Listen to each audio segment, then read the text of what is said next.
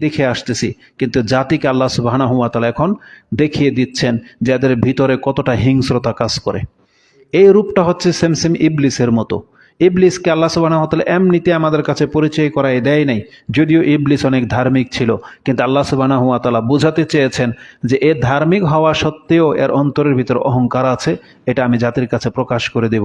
এই জন্য আল্লাহ সুবহানাহু ওয়া তাআলা সে আদেশ করেছিলেন যে উসজুদ লি আদম, তোমরা আদমকে সাজদা করো। ফেরেশতারা যে অহংকার মুক্ত, তারা সাজদা করে প্রমাণ করে দিয়েছিল, কিন্তু ইবলিস যে অহংকার নিয়ে বেঁচেছিল, আর অহংকারটা সেই দিন প্রকাশ পেয়ে গিয়েছিল। ঠিক তেমনি আমরা তাদেরকে মনে করি নিরীহ প্রাণী, এমনটাই তো বলে না, তারা অসহায়, কারো ওই যে এমন সাপ করে না কো ফুসফাস, মারে না কো ঢুস ঢাস, মানে এরকম আমাদেরকে বোঝানো হয়েছে। কিন্তু আমরা তো জানি যারা কত মারাত্মক বাতিল আকীদার যত মানুষ আছে, তারা জ্বালামুখী যেটাকে বলা হয় একসময় ফুটবেই, কারণ তার ভিতরে আগুন রয়েছে।